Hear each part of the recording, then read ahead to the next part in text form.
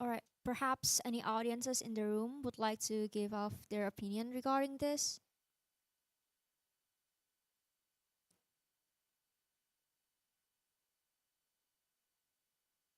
Anyone? The question is regarding what's missing in the discourse of gender and development studies. Based on your opinion, you could say about anything.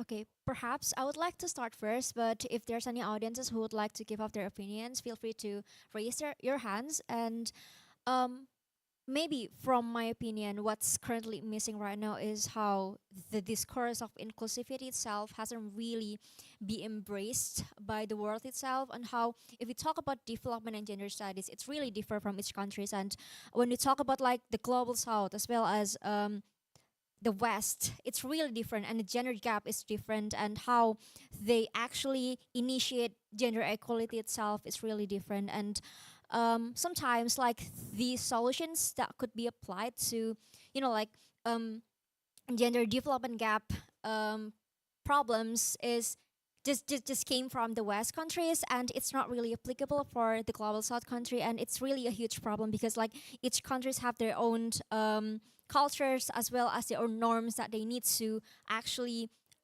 keep up by themselves, and it's not really relevant to how, let's just say, what feminism has to say about that. Maybe that's from me. Yeah.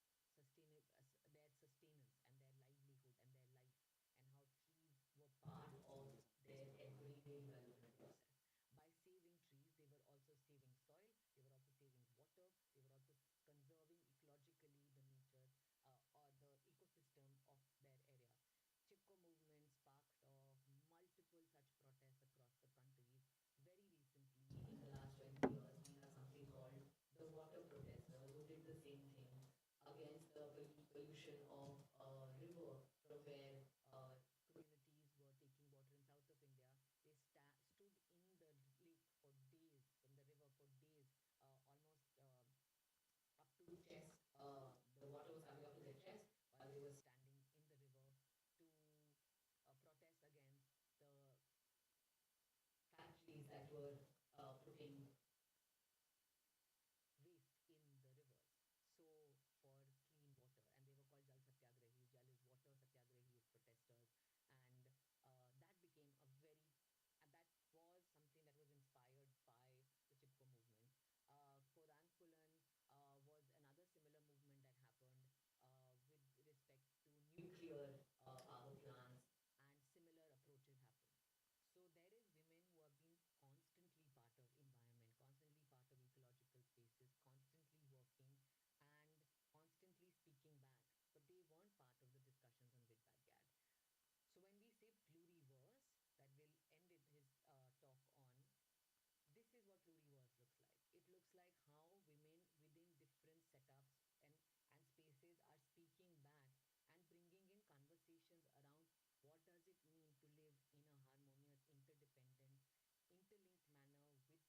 It looks like how women within different setups and spaces are speaking back and bringing in conversations around what does it mean to live in a harmonious, interdependent, interlinked manner with the ecology that is informing your livelihood, that's informing your life, that's also informing how the community and areas are being developed. And the next example, I go to the northeast of India, to the state of Manipur, which many of you may have heard about it because it's been in a state of conflict and war for the past year and 15 days as of today. Um, and I want to speak about the Nupi Ketal and the Mira Baibis. Now, Nupi Ketal is a women's market that has been there in Manipur for centuries. This market is where women buy and sell goods and resources that are locally produced to each other. The rules of the market, the rules of purchase and demand and supply are determined by the women in these markets. This also becomes, and Manipur is an incredibly patriarchal society. So the going to the market also becomes a ways in which women find freedom and empowerment to be able to go outside of their homes and work and earn a living and also support their households.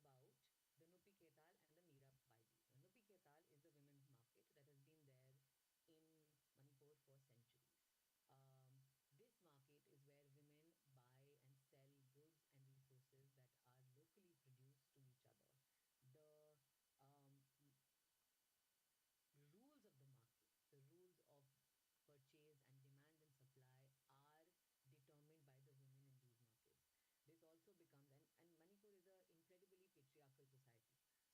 around the time GAD is coming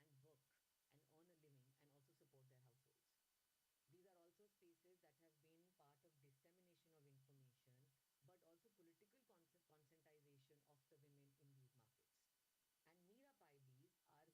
And they started speaking against the state atrocities and the state violences which were happening, where armies were given, there's a particular act in India that allows, when once it's applied in a disturbed zone, it gives army unconditional access to people, so it army can shoot people on the basis of suspicion and kill them. And so these Mira Paibis, who were also mothers in the market, who were also selling in the markets, also part of it, became torch bearers to protect their community.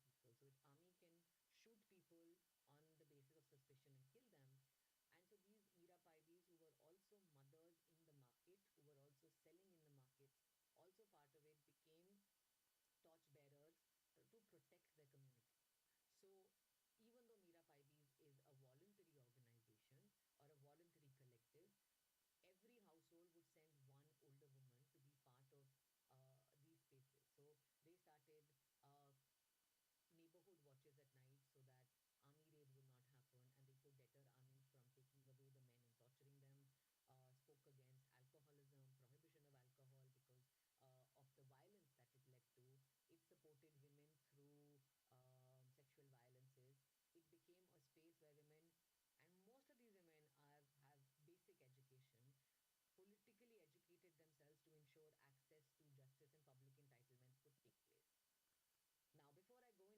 public entitlements could take place. Now, before I go into reclaiming transformative agenda, are there any examples from Indonesia that you want to discuss with in this conversation now, or would you like to bring it up when we have a question and answer session, and I can work with both ways? Perhaps because we are currently pressed on time, we could just postpone the discussion sessions, please. And Sure, yeah, sure, sure, yeah. absolutely. Okay, thank you so much. I'm I'm almost done, like last couple of slides. So the transformative agenda is now about these new possible alliances building that takes forward pathways that are shared with social justice, are rooted in intersectional lives. It's about going from top to down. It's going from what someone tells us to what we understand. It speaks against the unilinear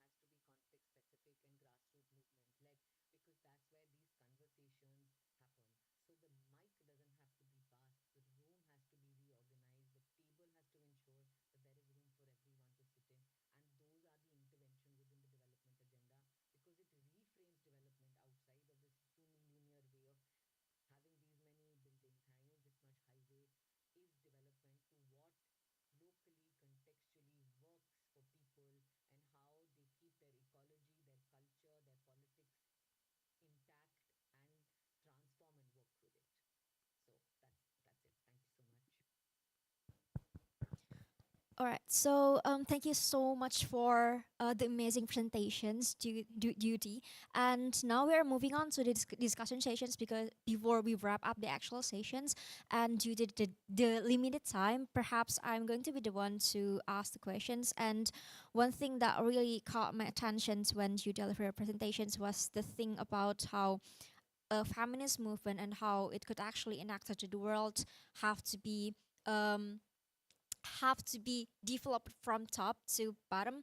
And the problem in Indonesia is um, most of the female politicians that is currently rising the place for being a politicians in our country itself usually just came from um, privileged class, and that makes most of them or even some of them couldn't really say anything about female rights or women rights in general. And that's became a problem because even though there are some female representation in our country and that could have make like our life Mm, better in this country, some of them couldn't really understand like the grassroots problem within the mm, society itself mm, because they couldn't mm. relate it to that. And regarding your point of view, what kind of solutions that could actually be executed to like solve this problem? Mm. Mm-hmm. Mm. Thank you so much. That's such a good question. And also, I can identify with it because I come from a developing country myself. I come from a very, very politically volatile country. And these are problems that I can resonate with because just because someone is in the position of political power doesn't mean that they understand resources or they understand the lives of people. Now, many of our countries that are coming out of post colonial spaces are also emulating what's happening in the West. So, a certain kind of political structure, the state structure, intervention in the state systems becomes our only way of understanding, imagining what transformation looks like, what development looks like, what modernization looks like, what being in a democracy looks like. We have to go beyond our understanding of that the state is a provider for everything as much as it is. Just because a woman is a representative of the state doesn't necessarily mean she's going to speak for women. Similarly, like a man will not necessarily speak for all men. So, this association of political representation as being the solution to problems or representative of voices is not always what works.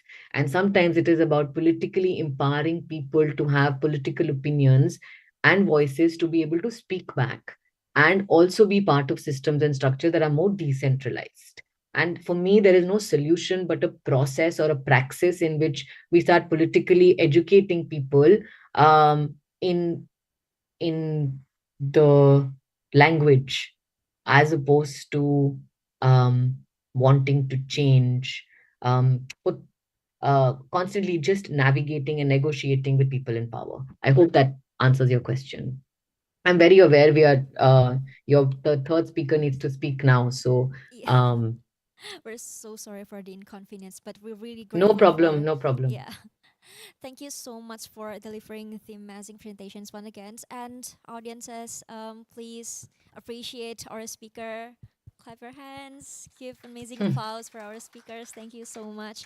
And I'm really grateful to be here to become moderator for these sessions and really learned a lot from what we actually talked about today. And perhaps that's wrap up the sessions. Thank you so much, Duty. I hope you're having a good time for the rest of your day.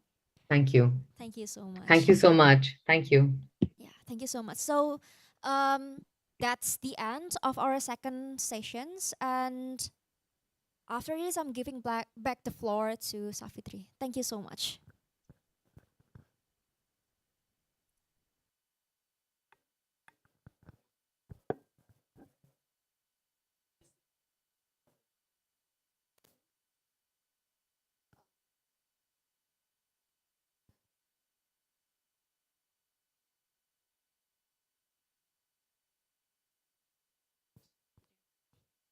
Okay, so it was a very remarkable topic, and I was very excited because it was there's a lot of discussions on feminism, and then we also talk a lot about earlier also mentioned about Kimberly Crenshaw, and the table metaphor was a really really great metaphor. But before we move on to the next session, the next talk, we are going to have a documentation session. So maybe Nana can sit in the front first, or sit there. Okay, okay, all right. So we're gonna have a documentation session. So maybe the participants in the Zoom can turn on their camera because we are going to also do a screenshot. Okay. I'm okay.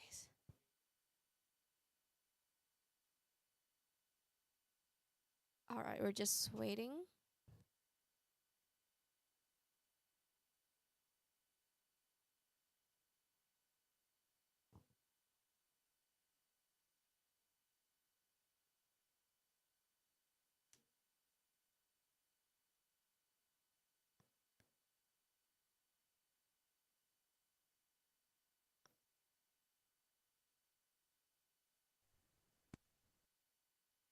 All right. Okay, I'm gonna count down.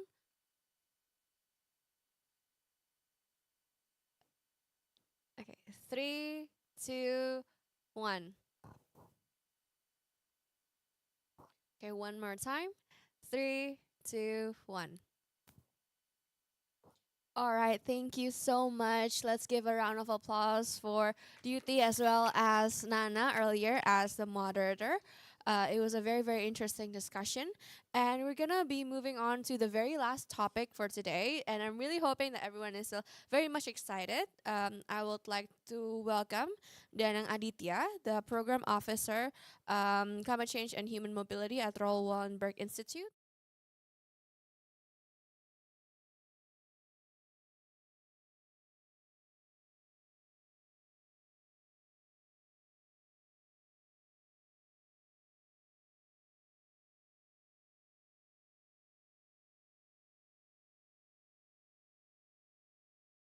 At the front.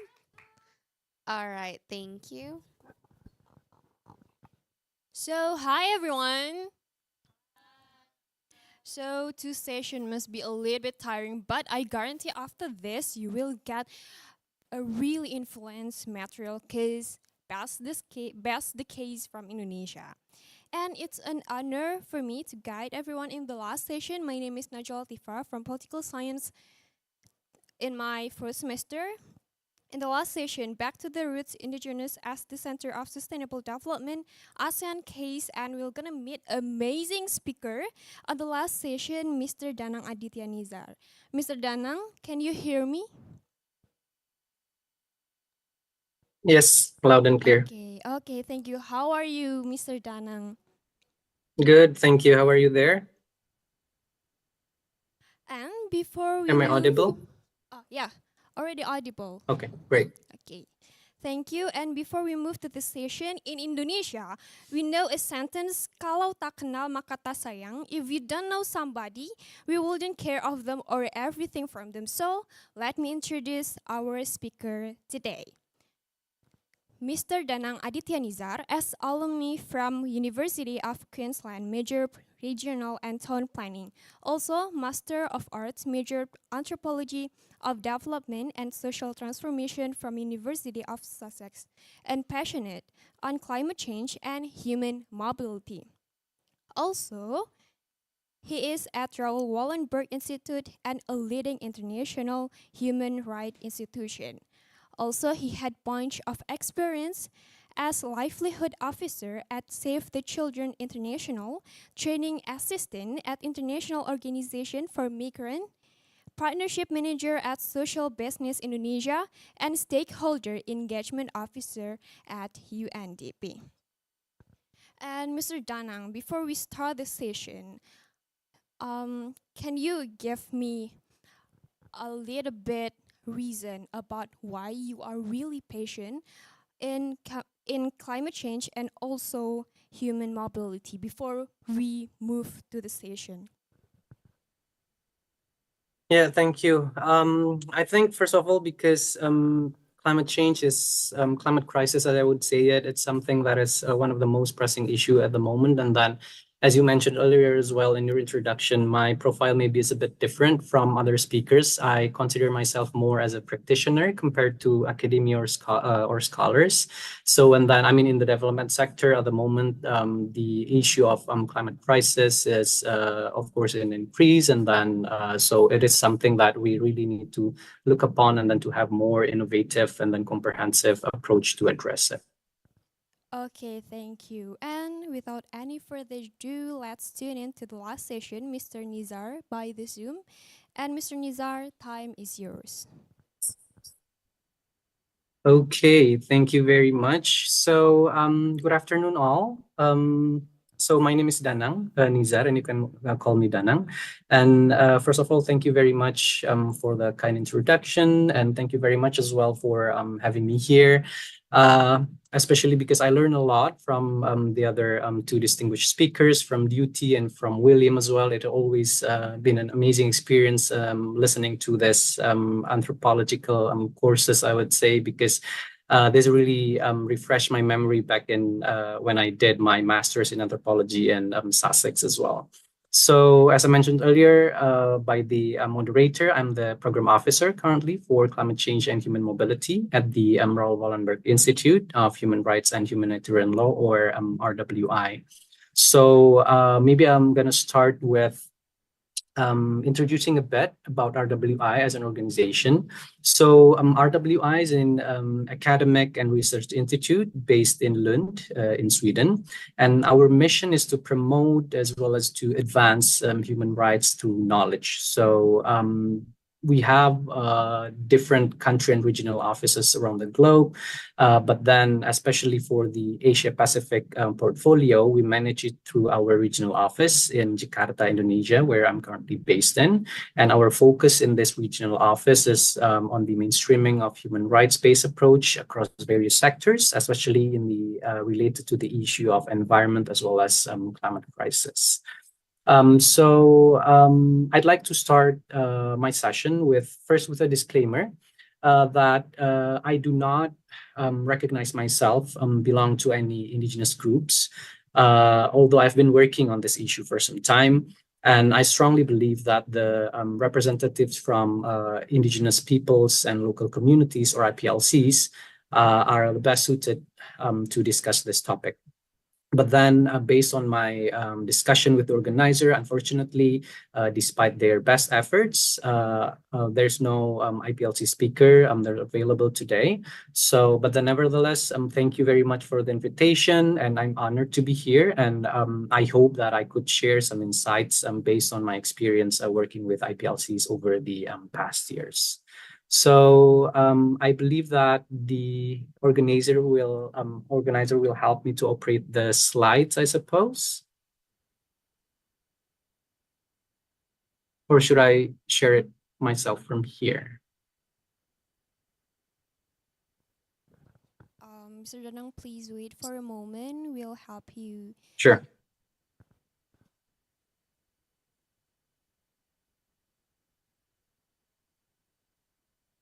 So I think while waiting for the slides, what I was trying to say is that every time I start a talk or discussion on the issue of IPLCs, I always believe that it is important for us to ask ourselves that who are actually the IPLCs? Do we have a common understanding of IPLCs? Are we discussing the same entity, for example? Because then it is very important for us to be on the same page. Every time we refer to indigenous peoples and local communities, that we're referring to the same group of society, because then the definition of the IPLCs has always been contested. And unfortunately, even now, there is no universal and agreed upon definition of IPLCs globally.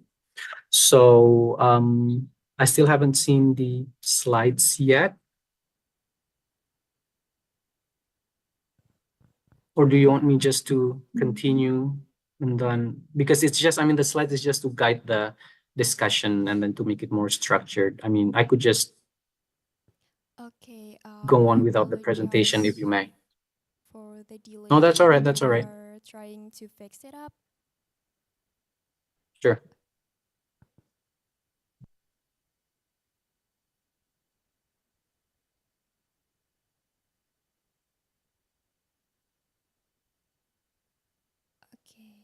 Yeah, I think it's all good now Okay, okay, it's on the because I could screen already now. see my screen.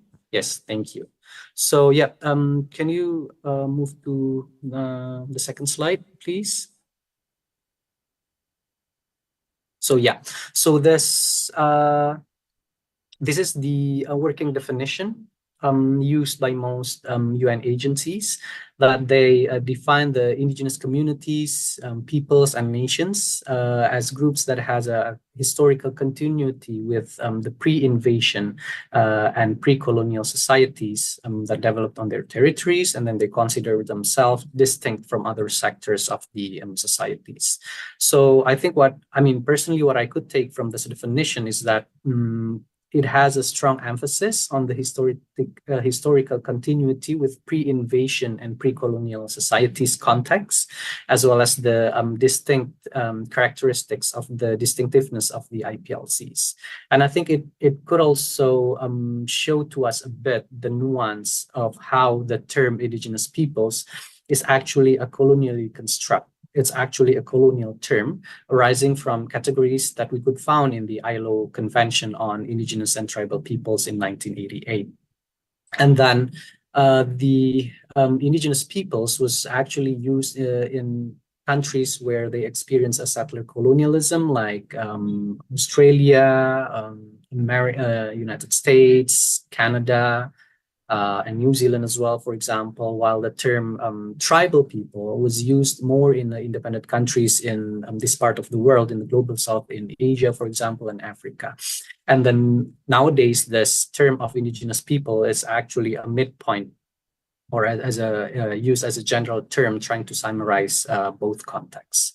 Another definition that I think it's also interesting to be discussed is the definition used by the IPP or the Asia Indigenous Peoples Pact that I include in my next slide, please.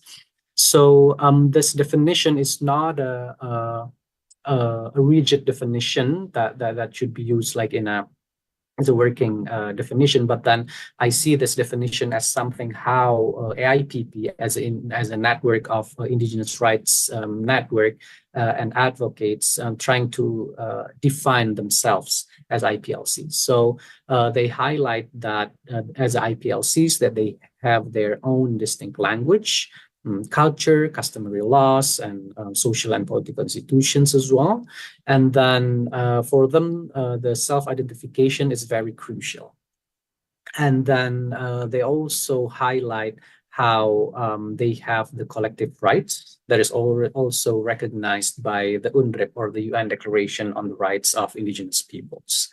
So I think if we compare this definition to the UN working definition, we could see that this definition by IPP also highlights the distinctiveness and the self-identification quality of the indigenous people, which is quite similar, I think, compared to the UN working definition. But then it also emphasized the collective rights that is already recognized by UNREP. So for those of you who may not be familiar with UNREP, so UNREP is arguably maybe the most comprehensive international instrument on indigenous people's rights because it sets and establishes the minimum standards for the indigenous people's survival, dignity, well-being, and then basically the fulfillment of their rights, both their fundamental and substantive rights, as well as the procedural rights as well. So I would say that this collective rights is something that is one of the most contested part in this UNDRIP declaration, because then this collective rights include the rights to self-determination, rights to land, territories, and resources, rights to FPIC, the free, prior, and informed consent, rights to development, as well as cultural rights. So this is what sets IPLCs apart from other societal groups like ethnic minorities, for example, because then ethnic minorities have their own individual rights, but then not collective rights as a group. So this is one of the argument what makes indigenous peoples sets from ethnic minorities, for example. Next slide, please. So this right to self-determination in UNDRIP it states that the indigenous peoples have the right to self-determination. By virtue of that right, they freely determine their political status and pursue their economic, social, and cultural development as well. So this is why I say what I tried to say earlier, that why this point on self-determination maybe could be said as one of the main hurdles when we discuss about the IPLC's rights and discourses, because then this statement is contentious, especially from the perspective of the states, including in the context of Southeast Asia. So for most of the ASEAN member states, they're afraid that this clause of right to self-determination could encourage secession movements, for example. Then it will pose a threat to state sovereignty and unity. So this is why some countries then trying to have their own definitions of IPLCs. So for example, in Indonesia, next slide, please. So for example, in Indonesia, the government chose to use the term masyarakat adat instead of because in Indonesian, then indigenous communities would be translated generally as masyarakat asli, but then the government instead tried to use masyarakat adat or customary communities. In one of the regulatory framework that the government has, the government define indigenous or customary community from the perspective of Indonesian government as groups or communities who have lived in a particular geographic area for generations and bound to cultural identity, strong ties to land, as well as the territory and then the natural resources as well. So this definition as the definition that is used by the government in the law number 17 in the year of 2019 on water resources, which I think it's quite interesting because then this definition emphasizes the duration of residence and then the distinctive community characteristics, which we could also find in another definitions that I mentioned earlier. And interestingly, it also touches on the indigenous ways of knowing, because then it highlights on the strong ties to the land as a key quality of the IPLCs as well. But then, unfortunately, then in Indonesia, then various ministries then start to have their own definitions of IPLCs, which, of course, as practitioners, and I believe in the scholarly and academia context as well, is very confusing, especially, for example, in my case, for advocacy efforts as well. So, for instance, the Ministry of Environment and Forestry, who is responsible for the IPLCs in terrestrial ecosystem, has their own definition. While on the other hand, the Ministry of Marine Affairs and Fisheries also, who are responsible for the IPLCs in coastal areas, have their own not only definition but also categorization of IPLCs, where they divided the IPLCs into 3 different categories: customary law communities, traditional communities, as well as the last one is local communities. So it's very difficult, let alone to have the consensus between states. Even in the case of Indonesia, even within our country, our different ministries and agencies, they have their own views of what could be recognized as IPLCs. So again, this is illustrate the complexities and then the intricacies of discussing the IPLCs, which unfortunately, I don't have the answer either. But then this is just to show you that this is not an easy task to define who are the IPLCs. And unfortunately, the condition regionally in Southeast Asia, at least, is not even better, which could be seen on my next slide. It is also, next slide, please. So this next slide shows that the condition is also quite complicated and intricate, because then even not all ASEAN member states have regulatory frameworks to recognize and protect indigenous rights. And for example, Cambodia, Laos PDR, and then Thailand, if I remember correctly, they do not necessarily have the regulatory framework that address the specific issue of IPLCs. But then even those who do have the regulatory framework, again, they have their own definition of IPLCs, which is quite, again, confusing. For example, Brunei, Darussalam, they only recognize the Malay ethnicity as indigenous peoples, where we know, of course, due to its geographical location, they have a number of population of Orang Dayak, for example, or Orang Asli, who has resided in that Borneo region and for generations. On the same note, I think it's also important to or interesting to note that Indonesia, our government, argue that the global definition or IPs is not suitable for our country context, because then we as Indonesian are actually the indigenous people of this land.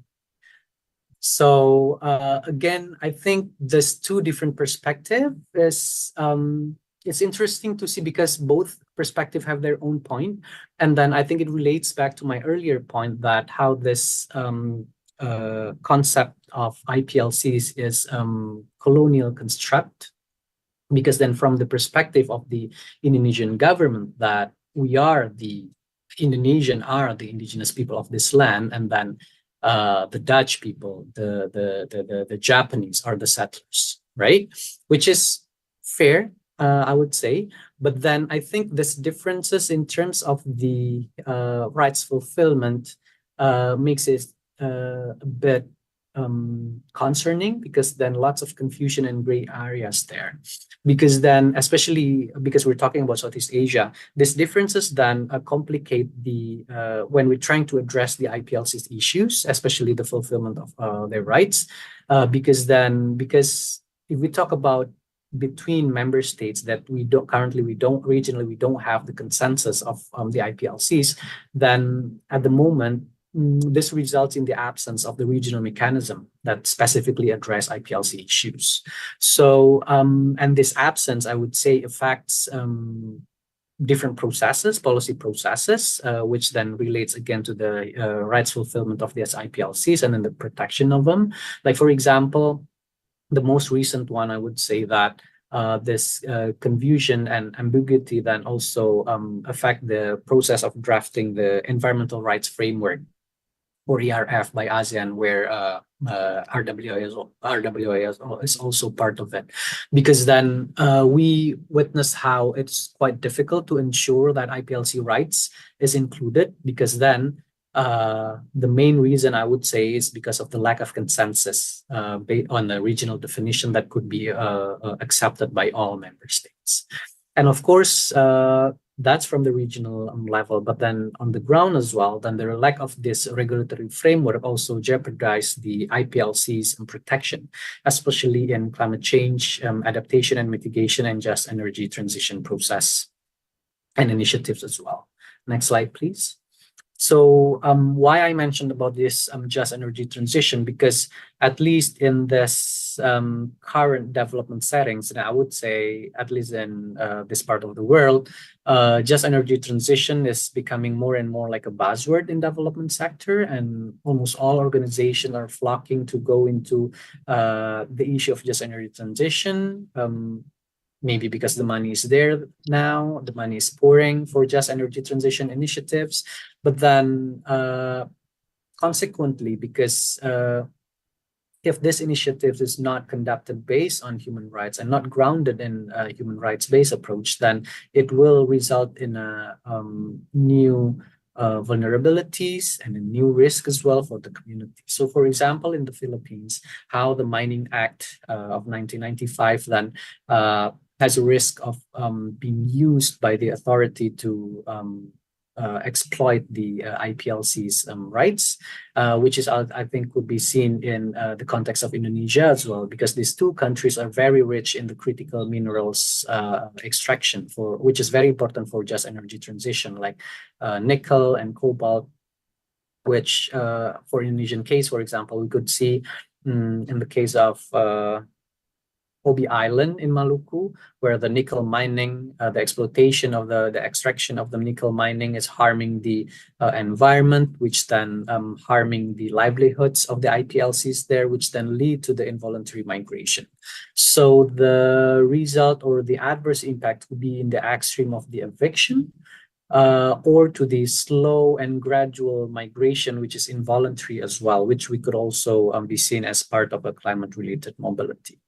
Another case in Cambodia, for example, there's also increasing trend of green grabbing cases where green grabbing means the forced land acquisition in the name of climate change efforts. And this is happening not in discrete way in a small projects, but also in a big donor funded project like RADD Plus.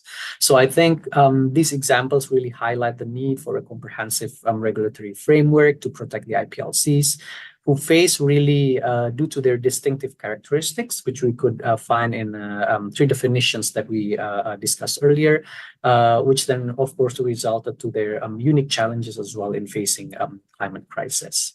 So it's also, I think, important to note that the CCMA, or the Climate Change Mitigation and Adaptation, as well as the Just Energy Transition, then must adopt a human rights-based approach to avoid introducing this new risk and exacerbating vulnerabilities of the communities as well in a way. So next slide, please. But then I think in the context of this pluriverse discussion that we're having today, I think it also important to note as well that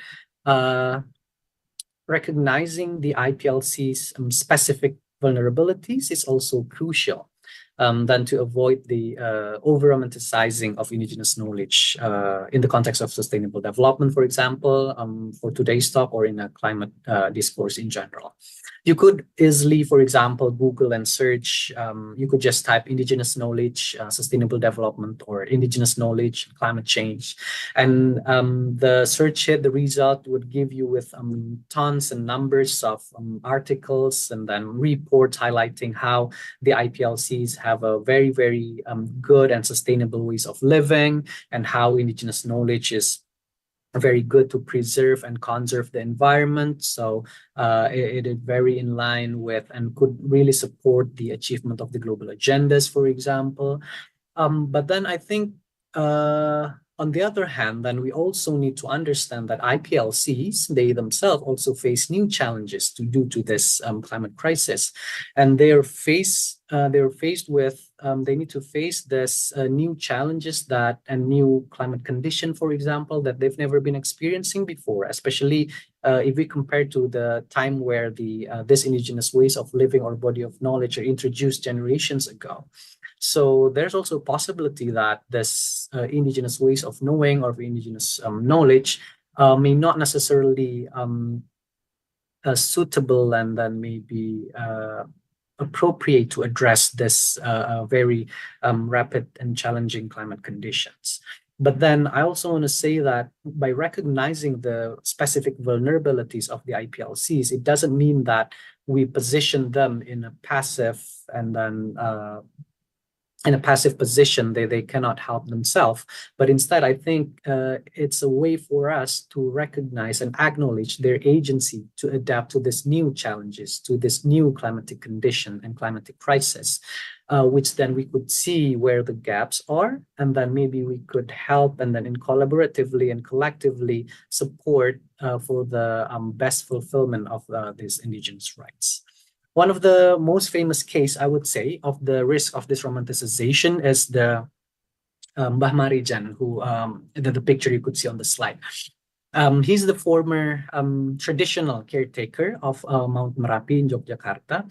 I'm not sure whether, I mean, for those of you who grew up in Indonesia in the early 2000s, I would say, must be familiar with him because he's such a very, very famous figure back then. He was even became, I think, yeah, at that time he became a media sensation, I would say, because he keep refusing to be evacuated and relocated every eruption of the Mount Merapi, because then he always mentioned that he has the direct mandate from the late Sultan Hamengkubuwono IX, which is the father of the current Sultan Hamengkubuwono X.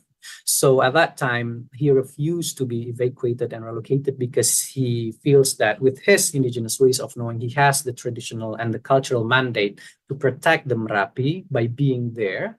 And then he refused to be relocated by the government and then by his cultural leader as well, which is Sultan Hamengkubuwono X. And people love this story. People really love how the traditional and then a very, very humble figure of Mbah Marijan bravely enough to refuse the instruction of the authority, which is the government, and then the Sultan X. And that's why he became the media sensation at that time. But then I think, unfortunately, in 2010, again, he refused to be evacuated. And then, unfortunately, he passed away due to the eruption at that time. And then what makes that 2010 eruption is a bit different from the perspective of the government is that the route of the lava from the eruption is deflect from the usual or the traditional route of the lava eruption, which then unfortunately go past through the house of Mbah Marijan. That's why he became one of the casualties in his village. So I just want to make the point that we can't really over romanticize, because we love this traditional ways of knowing, because we love something that is a bit different from us, that something that is a bit distant from us, because I would say those kind of thinking to some extent it's like a colonial gaze as well in a way. But then we really need to start the discussion from the rights perspective. Does, for example, Mbah Marijan has he's fully informed and he's taking a full informed decision to stay there, for example. So those kind of stuff, I think, could become a illustration how this indigenous ways of knowing and then the Western / science, or whatever you want to call it, body of knowledge could really complement with each other. Because the same facts also we found out during last year's study that we conducted, RWA conducted, on coastal indigenous peoples and climate change. Next slide, please, where we found that the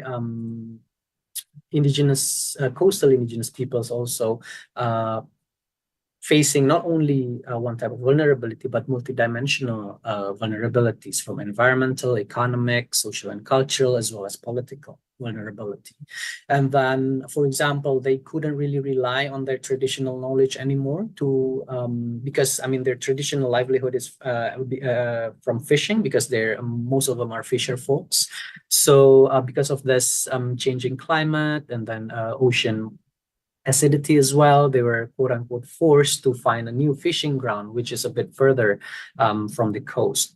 And then they can't really rely on their traditional ways of knowing on how to find a new fishing ground, which with the most, for example, fishing stock. This is where I think, again, the traditional or indigenous ways of knowing, as well as with the modern or science ways of knowing, could complement with each other, because then maybe technology could help the coastal indigenous peoples to find the most effective and efficient fishing ground, because then it will help them to keep practicing their traditional ways of life as fisher folks, but as well as a form of adaptation to this climate crisis as well. So the next question would be, next slide, please, because I see myself more as a practitioner. So I think the next practical question would be, is it possible to really integrate indigenous knowledge into the current sustainable development and climate crisis policies? Because as you could see in the screen at the moment, that Indigenous and then the Western knowledge systems have their own distinct characteristics, which I think it's not contrasting and conflicting with each other. We could really complement this two different body of knowledge together, because where, for example, you could see that the Western science, for example, they emphasize the theorization or the generalization, while the indigenous knowledge is very, very highly contextual, because it's a place-based. And then the next practical question would be, is it possible to integrate some body of knowledge that is highly contextual and place-based into a regulatory framework that needs to be somewhat generalized in some way, right? Although I know that there's no one size fits all, but then in a policy making process, it's something that is inevitable in a way. So since policy process often require, again, generalization, then sometimes it is challenging to create policies that addressing every context individually, in this case, in the indigenous knowledge, place-based, and the characteristic of the contextuality of it. So, for example, next slide, please. One of the cases Indonesia. I would say that I'm not going to say this is one of the best practice, but at least this is something that is currently going on in Indonesia. Is, for example, that integrating indigenous knowledge. I mean, trying to answer my earlier question, whether it is practically possible or not, I would say that it is possible to a certain extent, because then, for example, at the moment, the coalition of civil societies are trying to advocate the inclusion or the integration of the ICAS, the Indigenous Peoples and Local Communities Conservation Areas, in the Indonesian's conservation regulation. Because this ICAS model really trying to challenge the state-centric view of conservation, which usually view nature as a separate entity from humans. Thus, we need, in order to protect the nature, then we need to really seclude the human activities from this quote-unquote nature.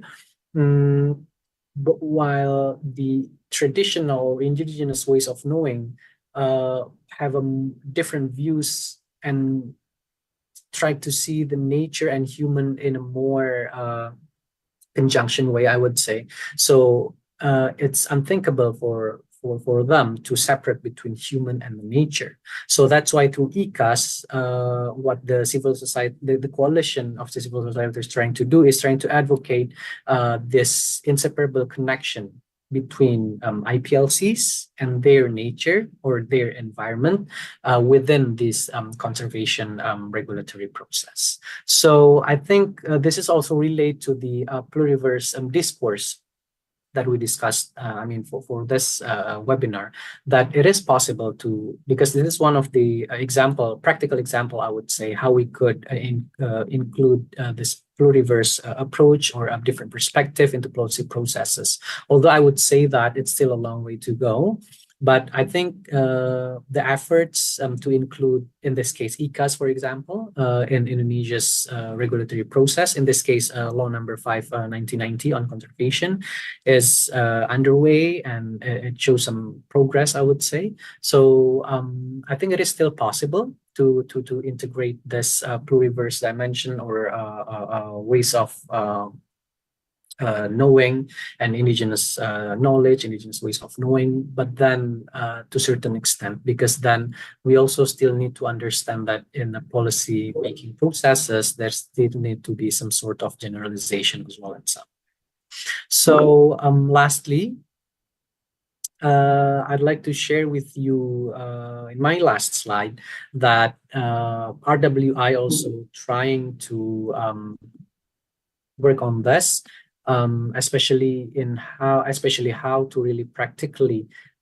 integrate human rights and gender-based approach into policy processes, especially in the context of climate change as well as disaster risk reduction.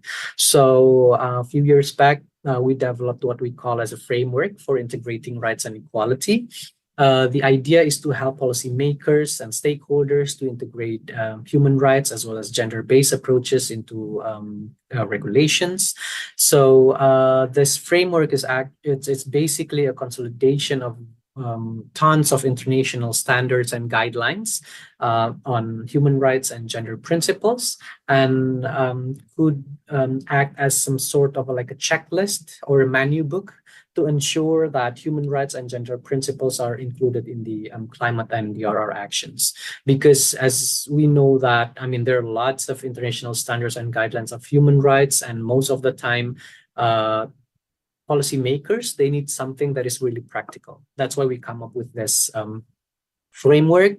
And then, as you can see on the screen now, that this framework is consisted of 6 dimensions, which you could see on the screen. And but what I'd like to highlight is that this framework is not only focusing on the hard aspect of laws, like for example, fundamental rights and equality, for example, or non-discrimination, but it also highlights on the softer dimension of laws like agency, for example, or social norms, which is very intangible, and then it's impossible actually to quantify them. But then it is still a very, very important aspects to be considered in order to make a meaningful integration of human rights and gender-based principles into our policy processes.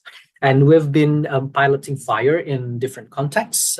For example, to aid the land use planning processes, for example, in the Philippines and Nepal, as well as to help the displacement profiling at the local level in Sierra Leone, and also, for example, to use it as an analytical framework in our research activities, as well as to support capacity building activities, both in the context of class teaching as well as in training as well. So if you're interested, please visit our website, RWI website, where you could see more information and materials on FIRE, as well as on our publication that I mentioned earlier related to the coastal indigenous peoples and climate change.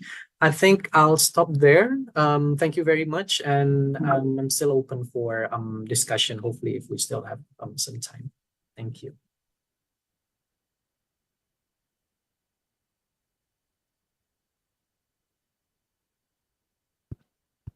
Okay, thank you, Mr. Nizar. And I got the idea that IPLZs freely determine their political status and freely pursue their economic, social, and cultural development as their knowledge. And in Indonesia, they claim that all citizens are indigenous to the land, and within the indigenous knowledge, commonalities, and Western science about integrating in one line of programs and developing it. And we are open for the question to the audience. If you have any question, you can raise your hand.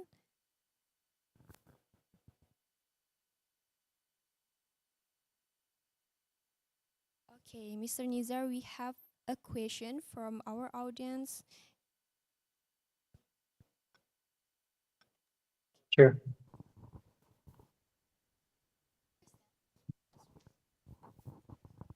All right. Thank you so much for.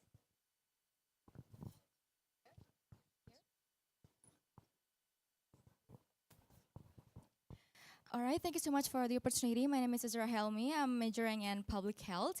So first off, I would like to thank Dr. Danang for the insightful presentations. I personally gained new insight. I learned a lot.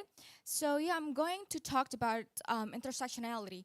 I believe nowadays in Indonesia, the intersectional factors including socioeconomic status, geographical locations, ethnicities intersect to create health disparities in Indonesia. For instance, the indigenous communities or the people who are currently residing in the marginalized areas often facing the barriers to access the health services itself, which leads to high rates of child and also maternal mortality. Which also I believe that it is exacerbated by the idea of the effects of the climate change. So my questions is related to, would it be possible for us to address both issues at the same time? Or what are the best solutions, or what are the best strategies to be implemented? Thank you. Thank you very much for this very, very good and complex question, I would say. I don't think I'll have a. Should I answer it right away, or you're gonna collect other question, or I could just answer it directly. You can answer directly. Okay, thanks. So yeah, I think it's very important to mention about intersectionality, and then as you know that in terms of the maybe I'm going to start with the governance of the IPLCs in Indonesia.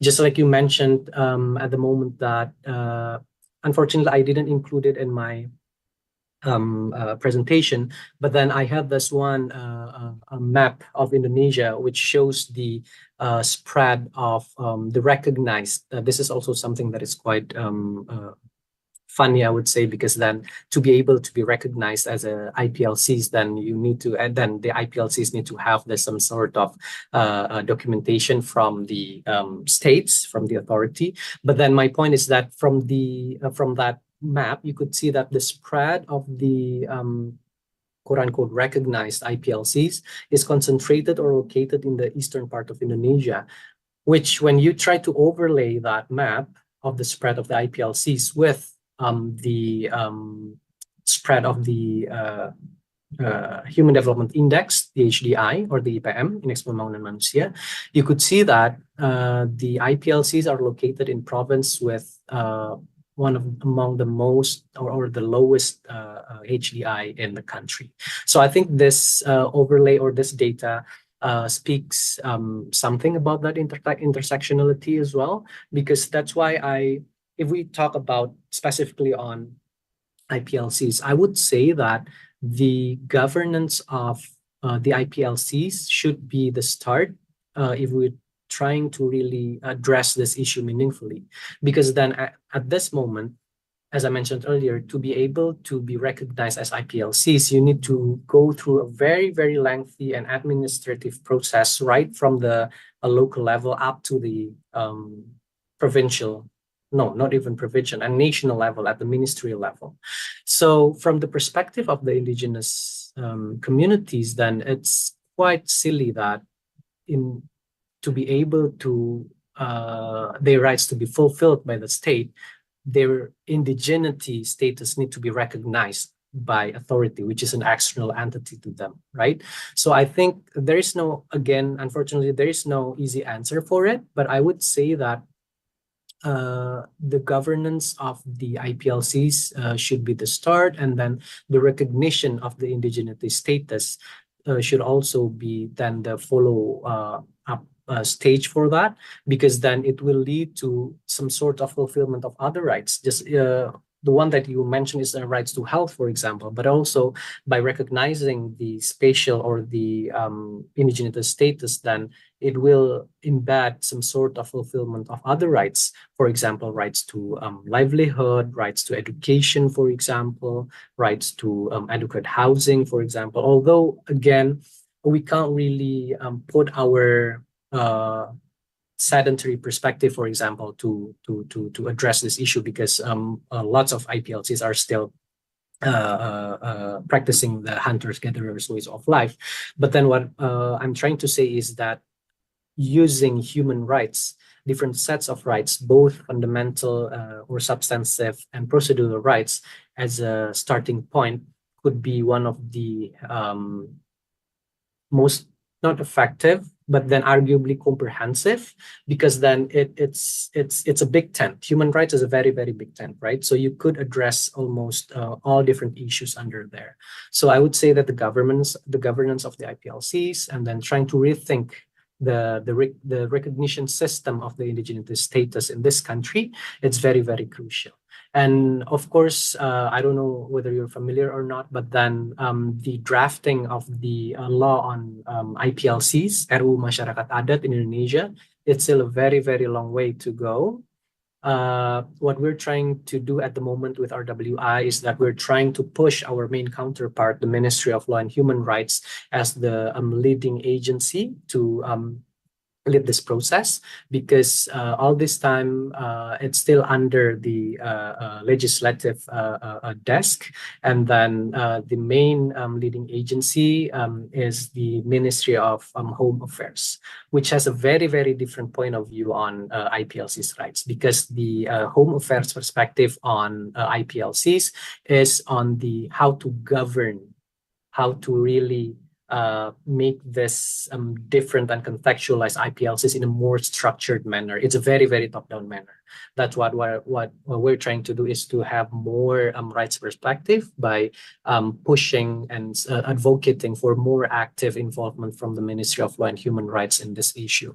And one last point is that although the government already tried some initiatives and efforts by including, for example, in the IPLCs as one of the main target in the National Action Plan on Human Rights as one of their target groups.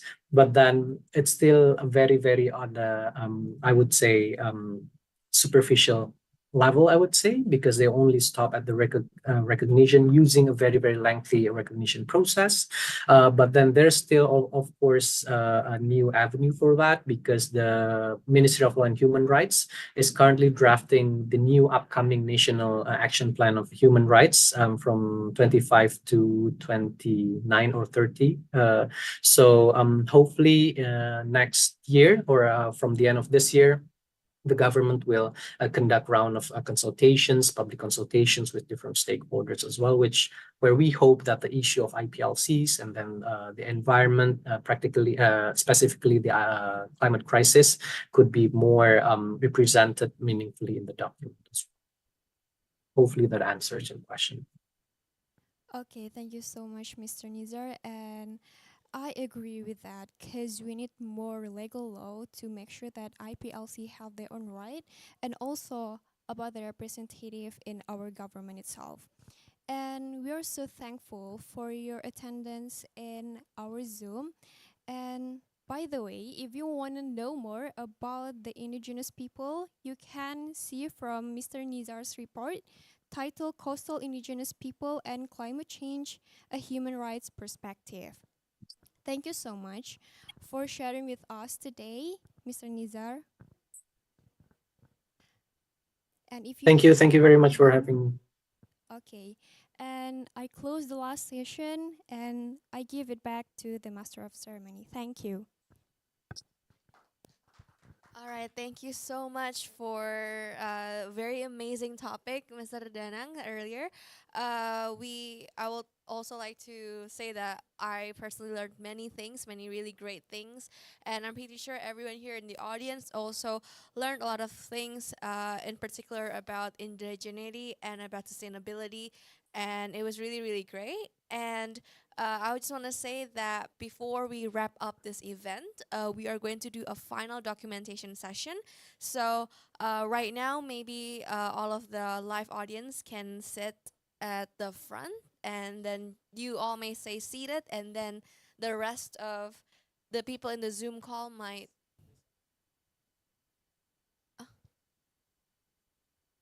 Okay, so and also maybe Mr. Locke and Dyuti can, if you're there, can you please turn on your cameras because we're going to have the very final documentation session. Thank you so much. And maybe all of the participants in the Zoom meeting can also turn on their cameras because it's going to be our very last documentation session for this very great and inspiring event for today, because I'm pretty sure everyone here learned a lot of great things about sustainability and about the things that we can do to to create a more sustainable future for all of us.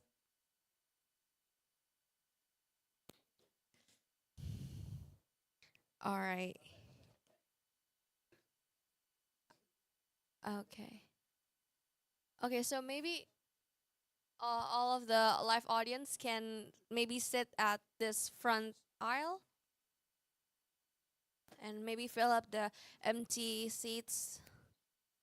All right. All right.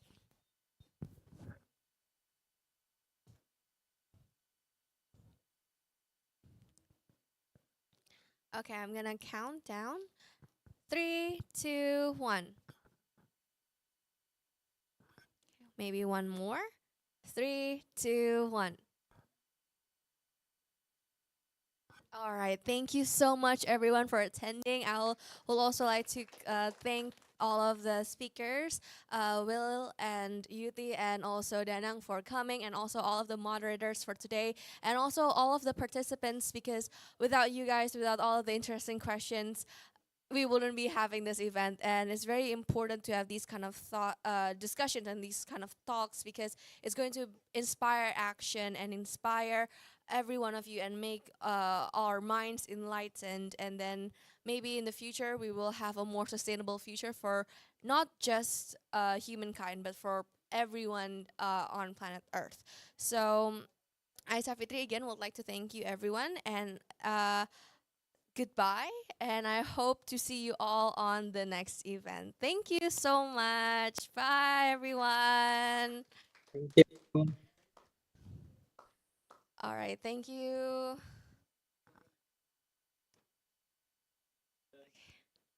Okay, thank you so everyone for coming.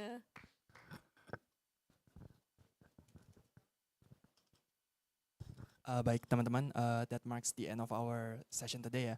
Dan terus teman-teman partisipan, do stay tune di grup WhatsApp yang sudah dibuat, karena teman-teman panitia akan menyiapkan e-certificates buat teman-teman peserta untuk kemudian